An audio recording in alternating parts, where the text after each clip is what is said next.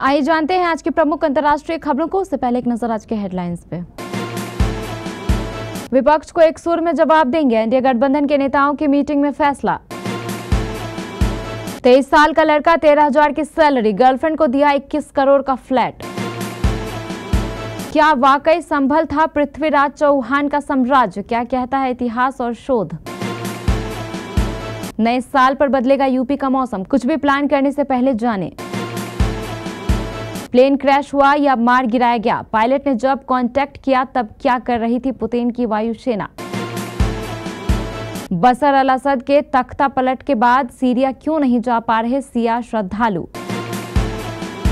अफगानिस्तान में पाकिस्तानी हवाई हमले में अब तक 46 की मौत, अब पलटवार की तैयारी में काबुल।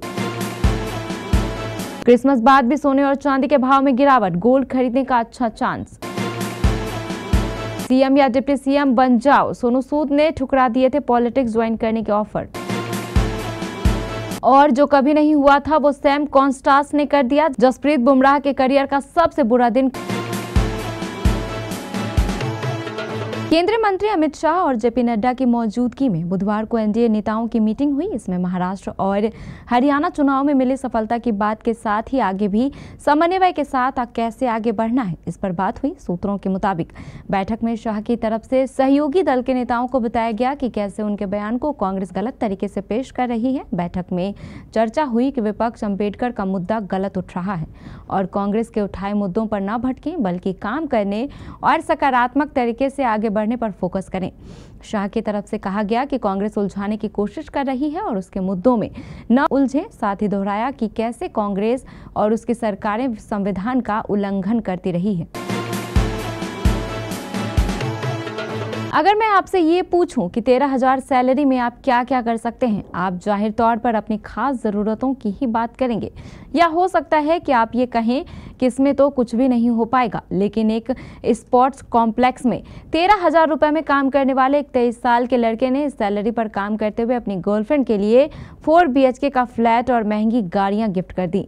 आपको इस कहानी पर यकीन नहीं आ रहा होगा, लेकिन ये सच है। इस लड़के का नाम हर्षल कुमार है, जो छत्रपति संभाजी नगर के एक संभागीय स्पोर्ट्स कॉम्प्लेक्स में काम करता था। हर्षल स्पोर्ट कॉम्प्लेक्स में कॉन्ट्रैक्ट पर काम करता था और हर महीने उसे 13,000 रुपए की सैलरी मिलती थी।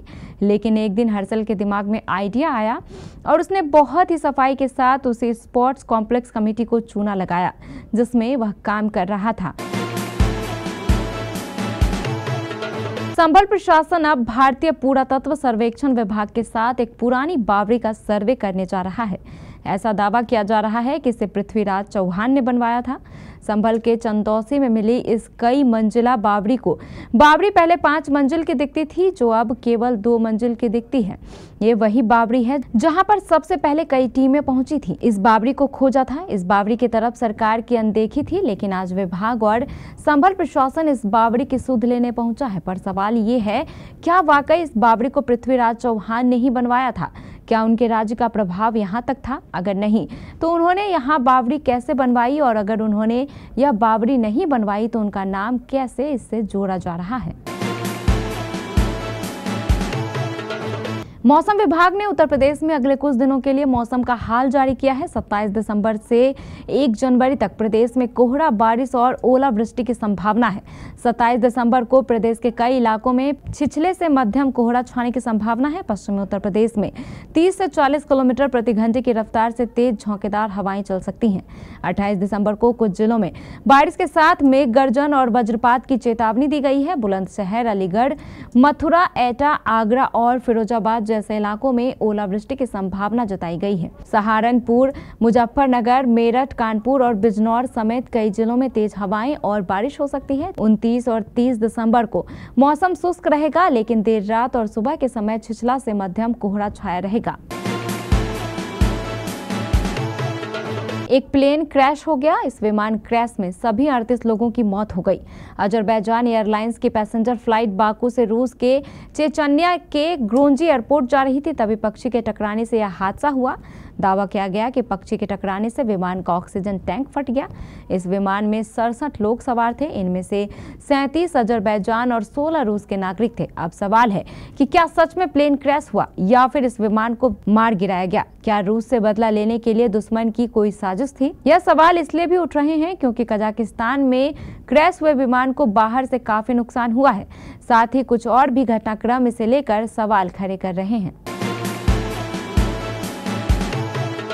सीरिया में बदले हालात का असर भारत पर भी पड़ रहा है। खासकर सीरिया जाने वाले सीसिया तीर्थ यात्रियों पर इसका असर पड़ रहा है। दरअसल पिछले दिनों सीरिया पर 24 साल से शासन कर रहे बशर अल असद की सत्ता का पतन हो गया था।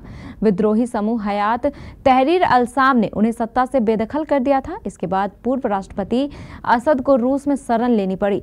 सीरिया में सत्ता परिवर्तन के बाद भारत सरकार ने वहां फंसे भारतीयों को सुरक्षित निकाल लिया है। सरकार हालात पर नजर बनाए हुए है। इस बीच भारत सरकार ने अपने नागरिकों को सीरिया के सफर से बचने की भी सलाह दी है। अफगानिस्तान के पक्तिका प्रांत में पाकिस्तानी हवाई हमलों में अब तक 46 लोगों की मौत हो गई है। इसमें बड़ी संख्या में बच्चे और महिलाएं शामिल हैं। इस हमले को लेकर अफगान तालिबान ने जवाबी कार्रवाई करने की चेतावनी दी है। अफगान तालिबान के उप प्रवक्ता हमदुल्ला फितरत ने कहा कि अफगानिस्तान में 4 जगहों पर हुए बम विस्फोट में 6 लोग घायल भी हुए हैं। हवाई हमलों को लेकर पाकिस्तान की ओर से कोई टिप्पणी नहीं की गई है। पाकिस्तान में पख्तूनख्वा प्रांत में पाकिस्तानी तालिबान ने पाकिस्तानी सेना की नाक में दम कर रखा है। यहां होने वाले अधिकांश हमलों के लिए यही आतंकी संगठन जिम्मेदार रहा है। टीटी पर अफगानिस्तान में तालिबान शासन द्वारा शरण मिलने और मिलीभगत के आरोप लगते रहे हैं। अब पाकिस्तान ने टीटीपी के शिविरों को निशाना बनाकर हवाई हमले किए। इसकी अफगान तालिबान शासन ने निंदा की है। क्रिसमस के बाद अब नए साल की तैयारी होने लगी है। कोई घूमने का प्लान बना रहा है, कोई अपने खास इंसान को गिफ्ट देने की तैयारी में है।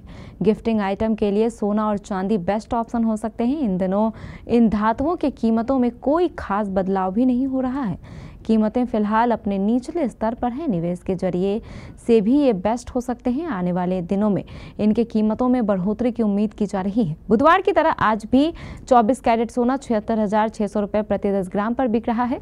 वहीं 22 कैरेट सोने की कीमत 71,000 रुपये प्रति 10 ग्राम है। 18 कैरेट सोने के दाम में भी कोई बदलाव नहीं हुआ। यह आज भी 59,000 रुपये प्रति 10 ग्राम पर है। यह संकेत है नए साल में कीमतों के साथ जो भी हो, लेकिन फिलहाल स्थिर है। साल 2020 में कोविड-19 महामारी के चलते लगाए गए लॉकडाउन के दौरान बॉलीवुड एक्टर सोनू सूद ने देश और विदेश में फंसे लोगों और तमाम जरूरतमंदों की हर तरह से हेल्प की थी। लोग तो उन्हें मसीहा कहते हैं। उन्होंने इस दौरान लोगों की खूब मदद की। आज भी उनके घर के बाहर मदद मांगने आए लोगों की भीड़ लगी रहती है।